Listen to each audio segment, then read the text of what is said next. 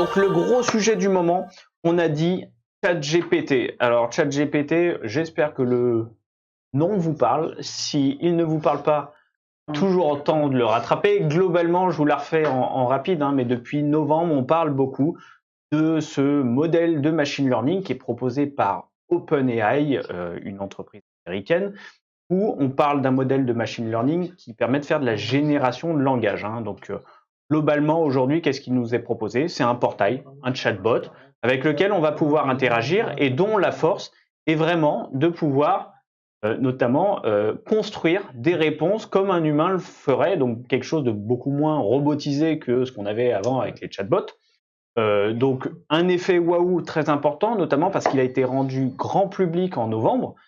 C'est un type de techno dont on entendait parler, donc le fameux moteur qui est derrière s'appelle GPT-3, on entendait parler depuis 1 an et demi, 2 ans, c'est en test privé côté professionnel. Par contre, rien ne laissait penser qu'il y aurait une ouverture grand public du jour au lendemain. Du coup, a été, tout le monde en a parlé, tout le monde a mis son grain de sel, tout le monde a testé, démonté l'outil, essayé de voir, amener dans ses travers, voir ce qu'il y avait derrière. Très intéressant comme retour d'expérience pour Microsoft. Alors pourquoi pour Microsoft? Il y a les liens entre OpenAI et ChatGPT. C'est que très tôt, Microsoft a investi dans l'outil, a mis 1 milliard sur le premier tour, 10 milliards ont été annoncés sur le second tour. L'infrastructure d'OpenAI a été portée dans Azure. Donc globalement, Microsoft est en train de faire un des meilleurs retours d'expérience d'un modèle de machine learning utilisé mondialement à l'échelle, donc est en train vraiment de se forger une expertise assez forte et d'avoir beaucoup de retours d'expérience. C'est comme si on lançait globalement un POC, mais testé par tout le monde, donc avec tous les retours possibles et inimaginables. Sacré POC, mais du coup, grosse accélération d'un point de vue usage. Et maintenant, comment on en arrive à Bing? Alors Bing, c'est un peu le retour du Jedi, présentons-les comme ça. Bing renaît de ses cendres. Pourquoi? Parce que la stratégie produit de Microsoft est de pouvoir proposer, tu en as parlé Romain juste avant, un peu d'intelligence dans chacun de ces briques logicielles, en incluant soit GPT-3, qui va nous aider par exemple dans Power BI à pouvoir écrire du langage DAX, ou en incluant directement le moteur conversationnel ChatGPT sous son format chat et conversation. Et du coup, il y a ça maintenant 2 semaines, je crois, grosse annonce, Bing nouvelle version inclut dans la partie droite une petite fenêtre conversationnelle avec ChatGPT qui va nous permettre du coup d'interagir dans la manière dont on fait nos requêtes. Donc la grande question, et je sais que Kevin, tu as eu accès, alors il y a quelques scénarios qui sont proposés grand public et après la version est en privé, tu as eu accès à la privée donc ça va m'intéresser, puisse m'en dire un peu plus qu'est-ce qu'il y a derrière. Du coup, la grosse question que j'ai, c'est est-ce qu'on va vivre une révolution du search, globalement, de la manière dont on fait des recherches sur le web grâce à l'IA? Est-ce qu'on vit déjà pas en vrai? Même sans cette version privée, est-ce qu'on n'a pas déjà commencé à le vivre? Alors, de mon point de vue, non, parce que l'expérience conversationnelle, telle qu'on l'avait sur le portail ChatGPT, avait pour but d'amener de la conversation, pas forcément des requêtes. J'ai réparé mon four hier soir avec ChatGPT, pour info. Alors voilà, non mais c'est ça, c'est que ça dépend, il y avait 2 usages. Ça pouvait être le côté je veux voir jusqu'où il va, est-ce qu'il a une pensée, les sujets éthiques de est-ce que l'IA a une pensée ou pas. Et le deuxième point, c'était certains commençaient à voir la précision des requêtes, etc. C'était limité jusque-là parce qu'on avait un entraînement qui était dit, voilà, qui s'arrêtait sur des données jusqu'à 2021 et qui n'était pas ouvert sur le web. Ce qui change avec Bing. Je sais pas si tu veux nous faire un petit résumé. Pour avoir testé, c'est vrai que quand j'ai suivi les annonces d'investissement de Microsoft, je me suis dit bon, ça va pas tarder quand ça va tomber sur Bing. Et donc j'ai joué le jeu, tu vois, j'ai installé Bing comme navigateur, enfin comme moteur de recherche par défaut. Donc je faisais mes requêtes et franchement, je trouve c'est vraiment un changement d'approche et de paradigme sur la partie recherche. C'est plus interactif et rien que le fait en fait d'avoir un copilote, c'est comme ça qu'il l'appelle, un copilote de recherche pour tes requêtes, c'est ultra impressionnant. C'est ultra impressionnant parce que déjà... C'est ça, donc il a été présenté comme un copilote. C'est ça. En fait, t'as 2 approches. Ça ne devient pas l'entrée unique de la recherche sur Bing. En fait, t'as 3 approches. T'as déjà l'annonce de Bing avec la fusion avec ChatGPT, si tu veux. Ils en ont profité pour déjà revoir tout le modèle de requête de Bing. Donc déjà, le moteur de recherche en tant que tel, ils l'ont mis à jour, vraiment de fond. Ensuite, il y a la partie ChatGPT qui est intégré sur tes résultats de recherche sur la droite, où il te fait une extraction très rapide en voilà, en te proposant des suggestions en mode tu cherches une recette de gâteau, il va te dire bah tiens, fais ça, ça, ça, et t'as ta recette. Dans les exemples qui sont C'est montrés, j'ai besoin d'une recette de gâteau pour 6 personnes C'est ça. à base de chocolat ou je sais pas quoi. Je propose une recette. Ou Exactement. plusieurs d'ailleurs. Il mais- crée la recette. Je Et l'ai tu as- testé, il crée la recette C'est lui-même ça. parce qu'il se considère comme un cuisinier. Il ne va pas chercher des recettes, il donne les ingrédients, il te crée une recette en disant j'ai appris, je suis. Et tu as la troisième requête, et c'est celle que j'ai beaucoup testée là, la dernière semaine, vu que j'ai eu l'accès. C'est en plus dans le moteur de recherche où tu as tout, image, actualité, tu as une nouvelle facette qui s'appelle chat. Et là-dedans, bah, quand tu chattes avec lui, entre guillemets, donc tu fais des requêtes, donc en fait tu y vas dans une quête, en quête de recherche d'informations. Du coup, c'est une conversation qui est interactive sur ton contexte de recherche.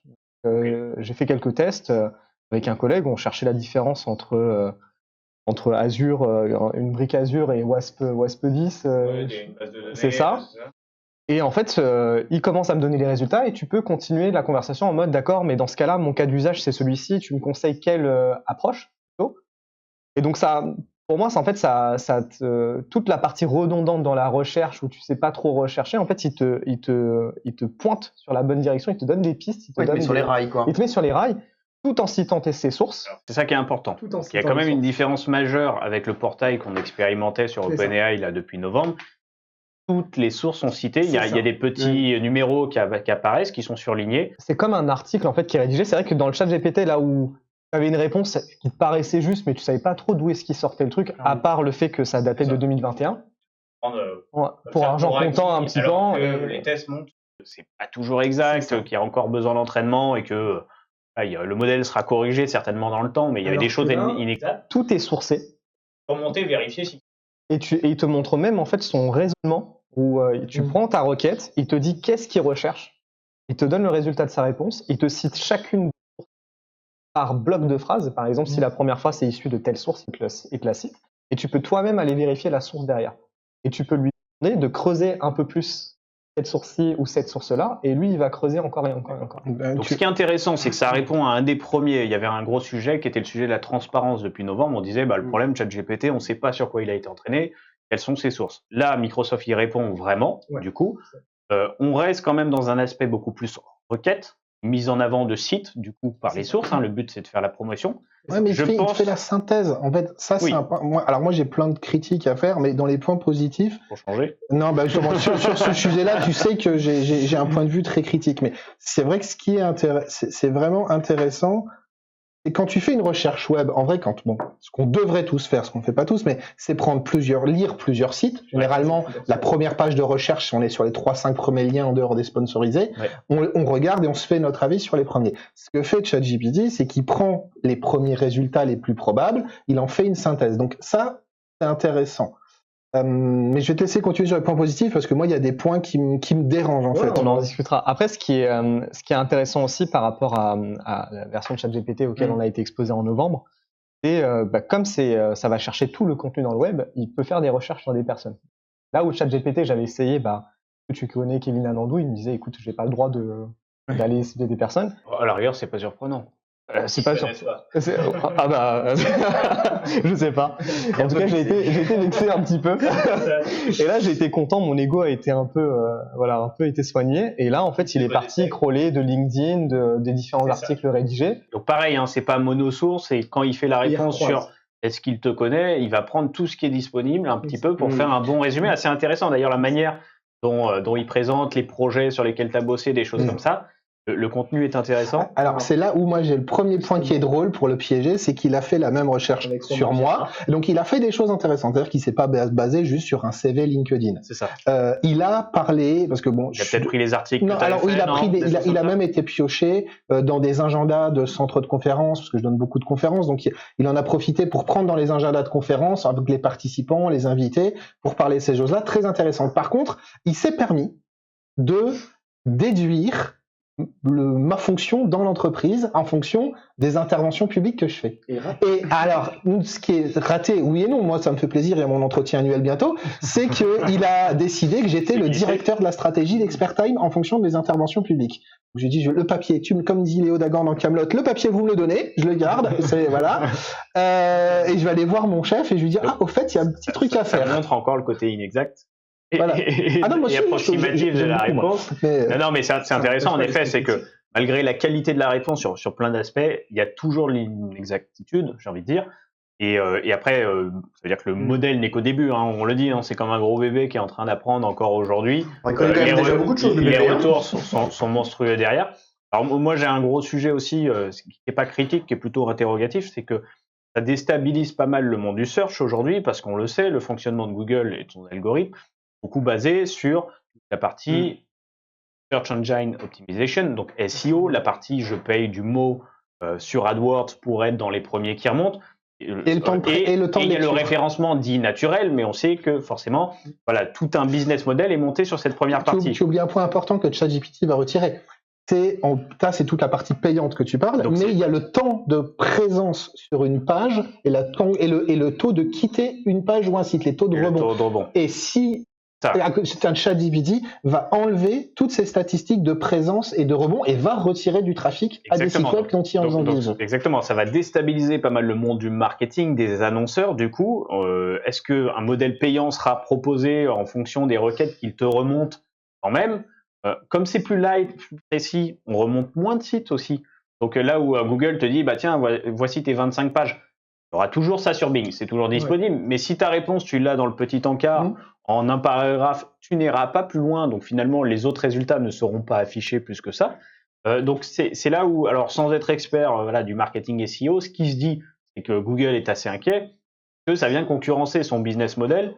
Même au-delà des entreprises. Parce que tu parlais de la recette de cuisine. Moi, avant de faire du service Microsoft, j'ai passé plusieurs années chez auféminin.com et Marmiton. Donc les sites de cuisine et de recettes, ça me parle. Hein. Et clairement, eux, le but, c'est que tu ailles sur leur site, tu consultes des recettes, et ils ont même depuis plus de 10 ans des modules de voilà ce que j'ai dans le frigo, donne-moi une recette. Et là, du coup, on dit, ChatGPT, il fait que j'ai plus besoin d'aller sur des sites de cuisine, et il me donne ma recette. Alors moi, utilisateur final, je vois pas la différence. Maintenant, ça veut dire qu'il va y avoir, comme tu dis, un modèle économique à repenser. Si ChatGPT me donne une réponse qui vient d'un site en particulier et que je suis satisfait de la réponse, ça veut dire qu'il faut donc valoriser la visite de la page. Parce qu'aujourd'hui, sur ces fameux sites de cuisine, je me bats pour ne pas accepter les cookies et ce modèle qui dit, soit tu payes, soit en gros, on a besoin d'être financé, etc., soit tu acceptes les cookies. Aujourd'hui, si ChatGPT te sort la même recette globalement sans passer par cette page-là, je sais que certains l'utiliseront plus. Oui, bon. Après, je le vois de différentes manières. Si j'avais fait un autre exemple, par exemple, moi je suis passionné de photos et je lui avais demandé, est-ce que tu peux me donner des conseils pour donner un look cinématographique à mes photos? Donc il m'a fait tout un tuto ultra précis, détaillé, pertinent, et il m'a proposé derrière une suggestion. Est-ce que tu veux voir un exemple? C'est très bien. Et en fait, il m'a proposé une source d'un site web, et je suis persuadé que ce site web-là, jamais je l'aurais retrouvé sans lui. Ouais. Donc il y a déjà ce côté-là. Donc on va gagner du temps, on va éviter le côté je erre pendant des heures parce que je sais pas trop ce que je cherche. De l'exposition à certains publicateurs, certains sites qui n'auraient pas l'argent de. Il y a déjà ça.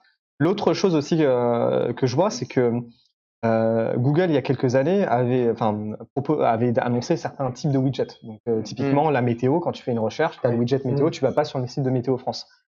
Pareil pour les voyages, où tu as le comparateur de voyages sous forme de widget. Donc, il y a eu déjà à l'époque pas mal de scandales parce que les annonceurs disaient, attendez-nous, ça nous réduit jusqu'à 40% les trafics parce que les personnes ne vont plus sur notre site.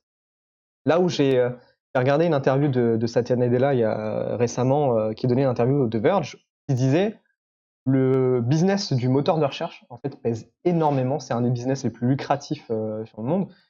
Et il dit en fait, il s'interdit pas, Microsoft ne s'interdise pas le fait de rechallenger ce modèle économique et de faire en sorte de redistribuer l'argent, le manque à gagner entre guillemets. Ils ont la bonne position parce que même si ça leur rapporte chaque année beaucoup aussi côté Microsoft avec les c'est 1 donc ça ils ont 3%, c'est 1 milliard, ça représente leur chiffre d'affaires. Donc ils sont ce qui est quand même chiffre important. Mais du coup, ils sont challenger, donc ils n'ont rien à perdre. Alors que Google a tout à perdre. Exactement. Moi, j'aimerais bien, vu qu'on approche de la fin de l'émission, quand même, de parler un peu de critique, parce que là, on a fait, c'est le monde des bisounours. Oui. Moi, il y a plusieurs points qui m'ont dérangé. Les sources. Alors, les sources, typiquement, je les ai regardées, les sources de ChatGPT. Les sites. ChatGPT dans Bing. Dans Bing. Non, mais du coup, c'est ça. voilà. Alors, il y a une ou deux sources intéressantes, il en met toujours 3-4, mais il y en a certaines sur lesquelles il base sa réponse. Clairement, je les aurais vues dans la liste des réponses d'un Bing, je ne cliquais pas. Parce que quand je vois certaines sources que tu m'as montrées pour des recherches, où une des 3 sources, c'est, je vais parodier l'adresse l'URL, mais c'est je suis le meilleur du monde.com et ça sert de base de réponse à ChatGPT, on sait que c'est le genre d'URL, on n'y clique même pas parce qu'il y a 9 chances sur 10, ça soit plein de virus. Donc déjà, ça va vers un autre point qu'on a remarqué aujourd'hui. On voit plein de gens mettre des mèmes où ils se moquent de ChatGPT parce qu'ils ont trouvé comment le planter. Si on donne l'astuce à tout le monde du jour, tromper ChatGPT, c'est simple. Il suffit de lui donner 2 postulats faux en lui demandant de les comparer. Vu que ChatGPT, laisse-moi terminer ma critique.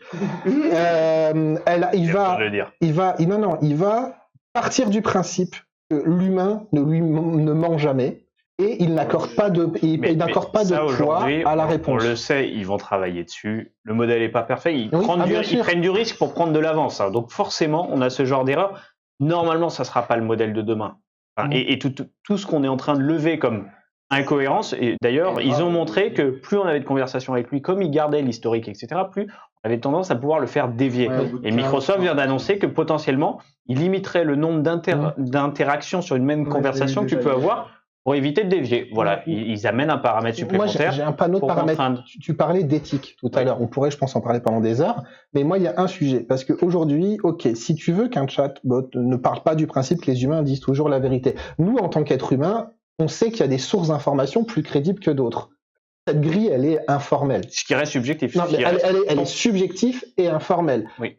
Mais bon, un site qui s'appelle quand j'ai le choix entre un vrai site sérieux, reconnu sérieux, et je le cite, je suis le roi du monde.com, moi je fais la différence entre potentiellement il y en a un qui me dit des bêtises.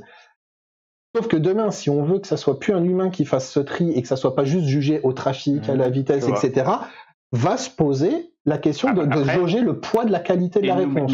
N'oublie pas qu'a priori, il y a quand même un mécanisme un peu d'amélioration. Il y a des petits, on peut valider la réponse avec des pouces levés, etc. Il te demande ce que tu en penses. Potentiellement, il va améliorer au regard des réponses. Moi, j'ai un commentaire inverse, Romain. C'est qu'aujourd'hui, on cite beaucoup le fait que notamment Facebook, etc., nous montre ce que on a envie de voir. Donc, on tombe dans de l'entre-soi, t'es là, plus tu vois des vidéos de chats, plus on t'en propose, et finalement tes requêtes aujourd'hui elles tournent autour de ce que tu as envie de voir. Je trouve que le côté modèle plutôt justement précis, qui s'abstrait de tout ce côté de on veut te servir parce que ça te plaît, non, on veut t'amener la bonne réponse à ta question, peu importe si ça te plaît ou pas. Mais justement, intéressant. Juger la bonne réponse, on est dans l'ère de la fake news. Donc aujourd'hui, attention, comment un chatbot est capable d'estimer une fake news? Et donc là, c'est le même problème d'un moteur de recherche, finalement. Oui, bien sûr. Pour moi, comment dire? Là, on est dans une ère, en tout cas, c'est ce qui est intéressant. Satya Nadella dit bien, c'est une nouvelle course en fait, et t'en as pas tant que ça de nouvelles courses. C'est disruptif dans le monde du moteur de recherche. Pour moi, c'est juste, il faut être plus rigoureux avec ceux qui vont s'en servir et dire qu'en fait, c'est pas vrai. Il faut garder un esprit critique. Ouais, c'est ça. Et pour moi, c'est un peu le même. Je me rappelle à l'époque quand j'ai connu Wikipédia à l'école et tout. Et ben les profs ils disaient attention, Wikipédia, il y a beaucoup de mensonges, la hantise. Allez à la bibliothèque, il y a que la bibliothèque de vrai, ce qu'il y a sur Wikipédia. Mais quand tu apprends à utiliser cet outil quand tu apprends à utiliser ces sources-là comme un outil et que du coup tu gardes un esprit critique en disant une bonne pratique dans la recherche, c'est de recroiser ces sources. C'est plusieurs sources, etc. Moi, ça. Je pense que l'exemple de Wikipédia est bon. Ça a vraiment révolutionné la recherche, la connaissance, etc. Ça a fait peur à tout le monde. On a besoin. Ils ont monté toute la partie modération, etc. en interne, qui est toujours challengeable. Aujourd'hui, il y a encore des débats sur Wikipédia. Par contre, c'est un peu la même logique, comme tu dis. Ça fait peur, mais ça fait peur parce que c'est disruptif, c'est nouveau et que ça arrive très vite. C'est impressionnant. On en est plus tous satisfaits. C'est pour ça qu'il y a tant de débats d'ailleurs. On va faire 24 heures dessus, qu'on aura encore des choses à dire. Donc, par rapport à la question révolution du search, oui, bien sûr. Il y a quelque chose de assez costaud. On est au début, donc plein de choses à venir. On arrive, je le vois. Juste une dernière question, moi, pour ça. Si, imaginons, moi, j'ai envie de m'inscrire pour partager, pour accéder à ça, comment ça se passe? En fait, il faut que tu participes à la liste d'attente. Donc, c'est une liste d'attente Une liste d'attente, mais tu peux Bing. sortir plus rapidement la liste d'attente si tu installes Edge, si tu mets Bing en navigateur par défaut et si tu installes Bing sur ton smartphone. Alors oui, très fort. Et moi, je suis tombé dedans. Ils te disent, tiens, scannez ce QR code pour pouvoir accéder plus rapidement. Et du coup, j'ai Bing maintenant installé sur mon smartphone. Mais du coup, Non, mais je suis sorti de la liste. Par contre, je pense qu'un des critères, c'est avoir des lunettes parce que entre Kevin et moi, on a tous les deux fait de la demande. Et moi, on a le même prénom, mais moi, j'ai pas eu accès. Mais j'ai fait une semaine pour sortir la liste d'attente. En tout cas, ce qui est intéressant, c'est que Google s'est réveillé. Enfin, en tout cas, ils se retrouvent dans une situation où ils ont d'autres challengers là-dessus. Donc, ils ont fait une conférence qui est pas très bien passée. Dire qu'ils ont rien sous le coude. On sait qu'il y a des choses qui arrivent, mais ça va les bousculer un peu dans leur principe. Ils sont sur leur garde. C'est ça qui est intéressant. Et moi, je trouve que c'est vachement bien d'avoir des concurrents parce que quand tu as une clairement. situation de monopole, ça ralentit l'innovation. Forcément, logique. Et là, c'est. Mais tu fais bien de poser la question parce que du coup, le modèle est très fort. En effet, c'est que pour tester la préversion, t'installes Bing. Parce Et que là, moi, t'as je l'ai plein de pas, et personnes. j'avoue que. T'as plein de personnes en ce moment qui sont en train de faire en navigateur par défaut Bing Search pour tester la version. Donc j'aimerais bien voir les chiffres de Microsoft suite à l'annonce en termes d'adoption, mais ça va être intéressant à suivre. On va clôturer l'émission parce qu'à un moment il faut savoir s'arrêter, c'est important. Donc je crois qu'on a 3 oui sur le côté révolution si on devait un peu conclure. Alors j'espère que ça vous a plu sur cette première édition. La deuxième est en préparation, alors n'hésitez pas à vous abonner, à suivre, à liker, à partager, à faire venir du monde. Il faut que ce soit une grande fête. On vise aussi le live très prochainement. On espère qu'il y aura une version Twitch qui va arriver dans la foulée. Donc voilà, vos retours seront les bienvenus.